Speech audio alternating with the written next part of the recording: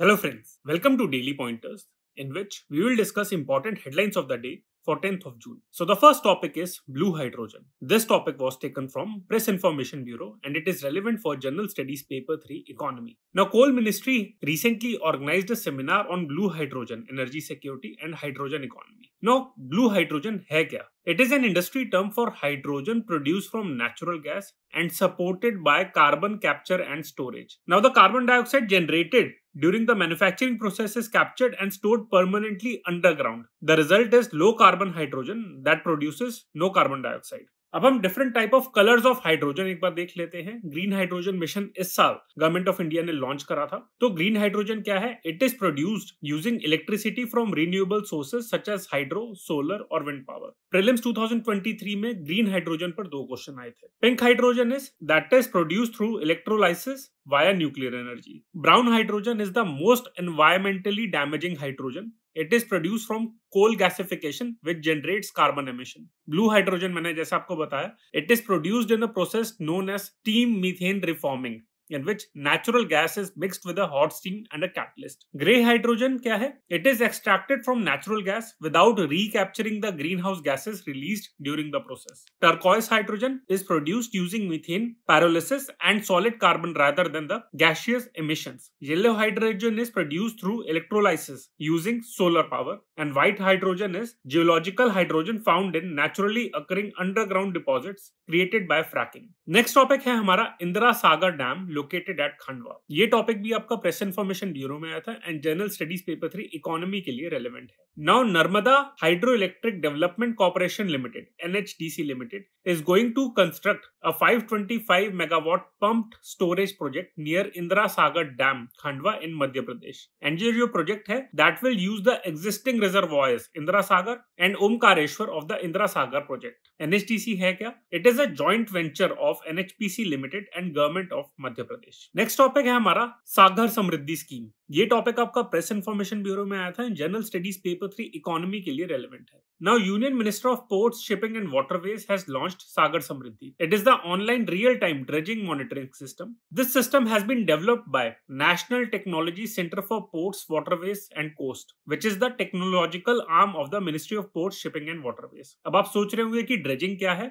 Dredging is the excavation of material from a water environment. इसका objective है to recover material of value or use or to create a greater depth of water. Next topic है हमारा अंतरराष्ट्रीय योगा दिवस media सम्मान। ये topic आपका All India Radio में आया था and journal studies paper 1 culture and award section के लिए रेलेवेंट है। Now recently ministry of information and broadcasting announced the second edition of अंतरराष्ट्रीय योगा दिवस मीडिया सम्मान फॉर 2023। इस साल के एडिशन में 33 सम्मान्स और 33 awards will be given in 3 categories in 22 Indian languages and English. जो 33 awards हैं, these are divided into 3 categories. 11 awards will be given in the best media coverage in yoga in newspaper.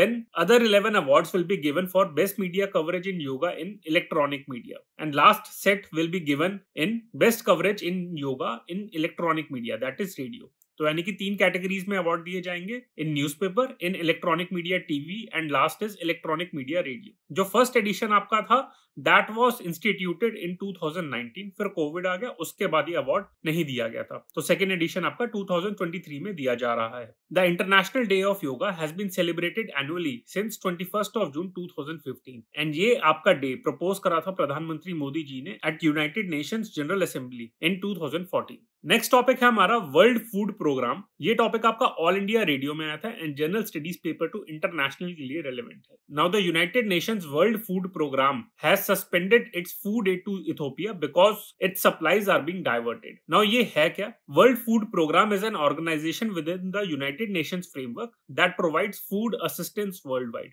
According to its website, it is the world's largest humanitarian organization. This organization was established in 1961 after the 1960 Food and Agriculture Organization Conference. It is headquartered in Rome, Italy, and इसकी जो reporting organisation है वो है United nation general assembly. साथ ही में एक interesting fact ये है कि इंडिया के Sushil K Dev served as the executive director of world food programme in 1968, but 1992 से सारे executive directors have been American. और मैंने आपको बताया इथियोपिया के बारे में कि जहां पे फूड एड सस्पेंड करी गई है, तो इसकी इसकी ज्योग्राफी एक बार देख लेते हैं। अफ्रीकन कंट्री है ये, आपकी हॉर्न ऑफ अफ्रीका में लोकेटेड है ये। इसकी जो कैपिटल है वो है अदिस अबाबा, और इसकी अगर हम नेबरिंग कंट्रीज देखें तो वो है Eritrea, Sudan, south Sudan, Kenya, Somalia and Djibouti. तो ये क्वेश्चन आ सकता है इसके ऊपर। ये लैंडलॉक कंट्री है तो वाटर बॉडी को टच नहीं करती, बट सराउंडिंग वाटर बॉडीज आप देख सकते हैं कि रेड सी है, गल्फ ऑफ एडन है एंड इंडियन ओशन है आपका। साथ ही में इथोपिया का एक रीजन है टिग्रे,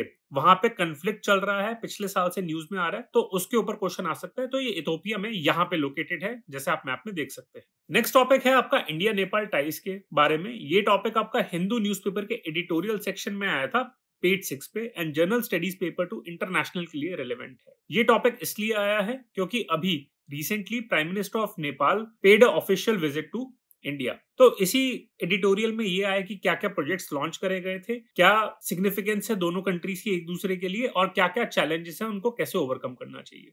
तो कुछ दिन पहले भी जैसे मैंने आपको बताया था कि during this official visit various projects were launched. For example, handing over of Kurtha Bijalpura section of railway line, inaugural run of an Indian Railway cargo train from Bhatnaha to Nepal Customs Yards, inauguration of integrated check post at Nepalganj and Rupedia, groundbreaking ceremony of integrated check post at Bhairawa and Sonali, groundbreaking ceremony of phase 2 facilities under Motihari Amlekhganj petroleum pipeline, and groundbreaking ceremony of Indian portion of Gorakhpur Butwal transmission line. So India से relations improve करने के लिए जो की challenges Nepal face कर रहा है वो है कि अगर नेपाल को इंडिया के साथ अपने रिलेशंस इंप्रूव करने हैं तो उसको अपने रिलेशंस को डीपॉलिटिसाइज करना होगा, specially in water corporation. Nepal will have to improve the quality of democracy and governance at home and also check the corruption which is very high. And for India it is very much necessary to address the perception in Nepal that it is no longer a foreign policy priority. And also, India will have to give a sense of ownership and equality in the relationship, especially in the hydropower sector. Next topic है हमारा WHO की report on impact of हर घर जल programme. ये topic आपका Hindu newspaper के page 10 पे आया था and general studies paper two health के लिए रिलेवेंट है। नाउ इस रिपोर्ट की फाइंडिंग्स ये है कि ensuring safely managed drinking water could prevent 4 lakh deaths caused by the diarrheal diseases and prevent approximately 14 million disability adjusted life years related to these diseases. This would also result in savings up to more than $100 billion.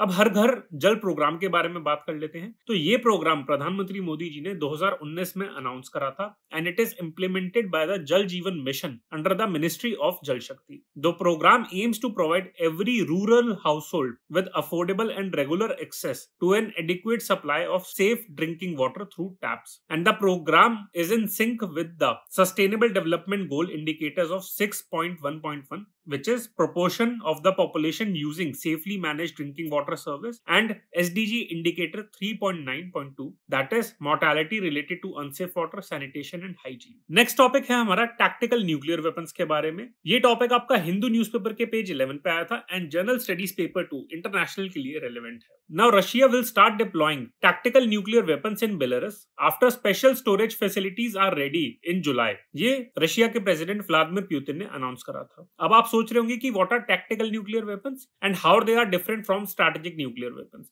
So tactical nuclear weapons are small nuclear warheads and delivery systems meant to carry out a limited strike in a smaller area. तो smaller area में limited strike अगर करनी हो तो tactical nuclear weapons use करते हैं। On the other hand strategic nuclear weapons are those which are meant to cause greater and large scale damage. तो large area में ज्यादा डैमेज करना हो तो स्ट्रेटेजिक न्यूक्लियर वेपन्स यूज करते हैं।